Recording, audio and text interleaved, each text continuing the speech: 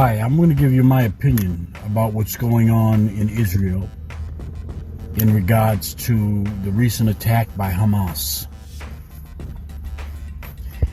And when we discuss things like this, we've got to be honest with each other. We got to look at all the facts from both sides and then come to a proper conclusion. You know, there's a scripture that says that we reap what we sow. And so we got to keep that scripture in mind throughout our discussion. Now, what happened in Israel with this recent attack by Hamas is horrific. The loss of life is horrific. But we have to think beyond that and discuss the reasons and what led up to that. We can't put our heads in the sand and refuse to acknowledge the facts of the matter. For years and years now, Israel has been occupying Palestinian lands. They have been carpet bombing Gaza, where millions of Palestinian people live, killing men, women, and children.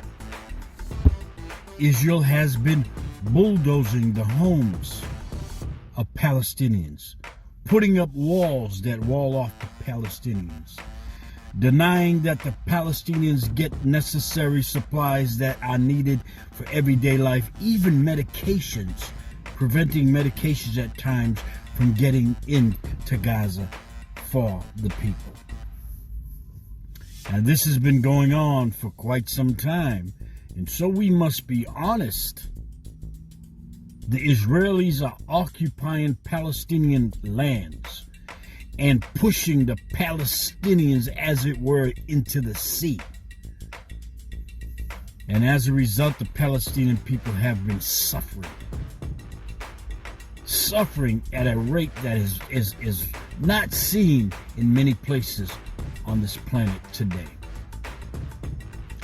This is the reality that we must keep in mind when assessing what has just happened with the attack by Hamas upon Israel. Now, after something horrific happens, like the attack on Israel by Hamas, you're going to get the reporting and what I like to call a lopsided reporting, where you're going to hear just one side of the issue. You're going to see the horrific details of what just happened, and they are indeed horrific. But you're not going to see the full picture. You are getting lopsided reporting. Basically, when you get lopsided reporting, it's called propaganda. So bear that in mind, because you are not going to see in the reporting what actually led up to this. That how desperate and hopeless that they left the Palestinian people. How the world has watched for years as the Palestinian people undergo genocide at the hands of the United States and Israel. How their lands have been taken, how their homes have been bulldozed, how their city, Gaza, it looks like the landscape of the moon. Just about every building has been hit by some kind of airstrike by the Israelis. How many of their dead have they buried? How many people have they lost? How much suffering have they endured? You are not going to hear much of that side of the issue. What you're going to hear is one side. It's kind of like what you hear with the Ukrainian war. All you hear is the one side, Ukrainian side. You don't hear the other side. So how in the world, when you only hear one side of the issue, can you make a rational decision? So it behooves us to do a little research and to do a little digging and to find out the actual reasons and causes of what transpired, what transpired in Israel to actually happen. you'll see it's not as clear cut. I just listened to one report on the radio, and they had a Israeli woman talking about her children. 2 of her sons had been kidnapped by Hamas during that attack, and she was upset about that, naturally, and she was calling them not human. They're not human. They're inhuman because they did something like this, did a horrific attack that killed civilians and so forth. Well, that's a two-way street. It is horrific. When people come in, armed people come in and kill civilians and kidnap civilians, that's horrific. But it's also horrific when it happens on the other side that they never reported. And especially if what's going on the other side is more horrific than what transpired in Israel just recently. I believe the Palestinians have suffered more horrific things at the hands of the Israelis than the Israelis will ever suffer at the hands of the Palestinians. It's just a fact. It's just a fact. It's just a fact. You can get upset because you picked sides and so forth, but these are facts. And if we don't want to deal with facts, we're never going to come to the proper conclusion. We're going to side with the side that is wrong sometimes because we fail to get the other side of the issue. And then we side with someone who is actually the one committing the biggest atrocities. So we need to ask ourselves, as horrific as the attack on Israel was by Hamas, we need to ask ourselves honestly, is this a case of reaping what you have sown? You reap what you sow, says Scripture. Is this a case of tasting the bitter medication that you have dealt out to others? As I said, Israel is occupying Palestinian land. Israel has carpet bombed the city of Gaza containing millions of Palestinians. Israel has shut off water supplies to an entire city of people. Israel has cut off medication supplies to millions of people. Israel has built up walls against millions of people. And now these people are left in what is basically an outdoor prison with no hope for a future, with no hope for a decent life. And their backs are right against the wall, and they left with this hopeless situation. And when they strike back against that situation in such a horrific way, is it a case of reaping what you have sowed?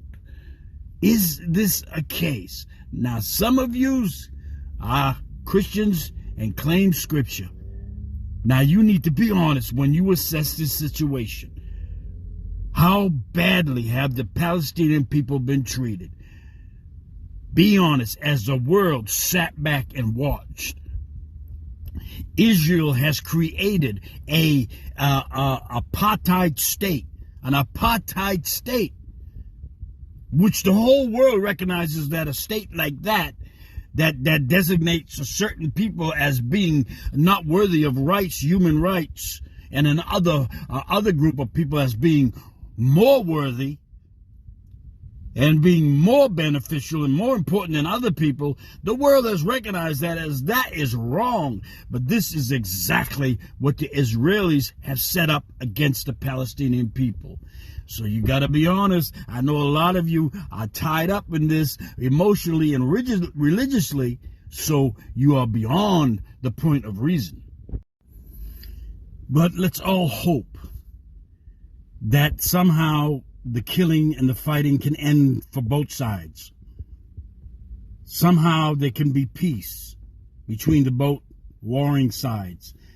That the Israeli people don't need to die and the Palestinian people don't need to die. Somehow they can come together and live together in peace. To be honest with you, I don't see that happening. No, I don't. I hate to say that, but that's the facts. Because the people on one side are entrenched by thinking that by supporting Israel, they are supporting God himself. Because they have used scripture that says anybody who doesn't support Israel is against God. But this is not the Israel that God was talking about. This is not Israel. This Israel has been set up by men, by the United Nations, by the United States. It's been set up by men, not by God. The Israel God sets up, he says in his scripture, not by military power, nor by might, but by God's Spirit it will be set up. Okay, so it's a spiritual thing. It isn't a physical nation. That was abandoned long ago by God. But some of you are entrenched in that belief, and there's no moving you on that subject. So you overlook what Israel is doing. If any other nation was doing to a people what the Israelis are doing to the Palestinians, you would be upset. Like you are upset what the Russians are doing in Ukraine. But somehow, when Israel does it against the Palestinians and forces them off their own land and pushes them into the sea and carpet bombs their cities and kills their children, you can't see that as something bad, something that needs to be stopped. But when these people fight back and strike back, you see the horrificness of that strike. You all can see how horrible it is when people die when Hamas attacked Israel, and it is horrible. And my heart goes out to the people in Israel that died and suffered during that attack, and it is horrible. But you fail to understand that it's just as horrible on the other side when the Israeli planes drop their bombs, their terroristic bombs from their airplanes. You see, we have a way of being brainwashed that certain things are called terrorism, and certain things that are just as horrific or even worse are not called terrorism. Let me tell you something. If you're underground and the bombs are falling from the airplanes of Israel or the United States or any sophisticated nation, and they're falling in your heads, you're terrorized. That is an act of terrorism. Okay? So that is terrorism. It's government state-sponsored terrorism. Okay? And so when the people fight back from that by maybe doing things like strapping bombs into themselves and blowing themselves up in a public place and so forth, that too is terrorism. But we got to expand our definition of what is terrorism. Just because it's sponsored by a state or a government doesn't mean that it's any less terrorizing. Matter of fact, those people that in Gaza that are having bombs dropped on their head just every day and have been having it for years, they have no way of fighting back to stop those planes. They have no anti-missile weapons. They have no anti-plane weapons to shoot them down out of the sky. They are completely defenseless. Tell me that isn't terrorizing them. Okay, so don't give me that stuff about what the Hamas did was terrorism. Probably so. I ain't arguing with that. But what Israel does is just as terrorizing as what Hamas does, even more so, because Israel has killed. For every one Israeli that the Palestinians kill, Israel has killed about 100 Palestinians. So let's not talk about terrorism. Let's just talk about right and wrong. So unless we are willing to come out and look at all the facts from beginning to the end like God does, God says he doesn't judge by what he sees or what he hears. You might say, well, then how does he judge? The scripture says that God judges by the whole of the matter. In other words, he sees what led up to something. You might come by and walk and see somebody slap somebody. And you might say, what a horrible person, he slapped that person. But God looks into the whole matter before making a judgment. That person that you didn't see may have been kicking me, may have been punching me, may have been spitting on me, may have been robbing me, and finally I had enough, and I slapped him, and that's all you saw, and you made your judgment against me. You see, is this a case of that with the Hamas, when you look at the horrific thing that Hamas just did to the Israeli people, which is horrific, and I ain't denying that. But do you see what led up to that? Are you like your creator that you claim? Do you judge by the whole of the matter? Do you dig into things to get all the facts before you make a judgment about what happened? I bet you won't, because you're not going to like the outcome of that. You see, it's going to be an honest outcome. It ain't going to be based on your emotions and your loyalties and your waving of flags. It's going to be judged on fact. You can't handle that, can you? Most of y'all can't handle that. But that's the way God judges. Try to be more like the God you claim, huh? Please. And in conclusion, let me just say, as far as this world goes, I don't believe they're ever going to come to any kind of real peace. It'll be a fake-ass peace, but it'll never be a world peace. It'll never be a lasting peace, because it's based on totally wrong things. It's based on might, on power, who's got the most weapons. And when you make somebody become peaceful because you got a bigger gun than them, they're always in Sorry about that interruption. But when you base your peace on who has the bigger gun, you may get peace for a little while, but the people that you're forcing peace upon are always in the background planning how they're going to get rid of you, how they're going to get even with you. So it's not a real peace. It's a claimed peace, but it's not in actuality. Okay? So people, man, just think about what I said. Just think about it. Look at all the facts before you make a judgment about what Hamas did. Now, Hamas, what they did to the Israeli people just recently was horrific. But war is horrific. You have got to assess what led up to them doing such a thing. You can't just say, well, they're bad people, like that woman said. Well, they're not human, they're inhuman and all that, blah, blah. Because they're saying the same thing about you on the other side when you drop your bombs on their head. Okay? So what us as onlookers have to do is assess the entire situation and be honest. What kind of conditions has Israelis forced upon the Palestinian people? What have they been doing to the Palestinian people that would cause the Palestinian people to respond in such a manner? And be honest with it.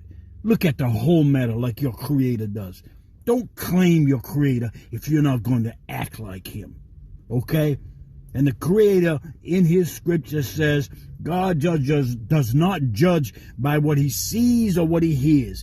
He judges by the whole of the matter. In other words, he looks into things. He digs into things. He finds out the reasons. He dissects things before he makes a judgment. So before you make a judgment against Hamas and the Palestinian people for what just happened, look at the history. Look at all the facts as to what led up into this horrific event that just happened. Because if we don't, we're never going to come to a conclusion. There's never going to be peace. And this is never going to end. And I feel that this is going to be used now as an excuse to further the genocide of the Palestinian people. People have a right to fight against their own genocide. You would. You would. Somebody was out to kill you and your family and your people, you'd fight. Now, is this what's happening to the Palestinian people? Are they being subjected to genocide? Are they being wiped out? Are their lands being stolen? Answer those questions before you make a judgment about what Hamas just did. And pray for the people that were injured and killed, and pray for the people on the other side, because countless of them have been injured and killed too. And somehow maybe this can come to a conclusion. Peace.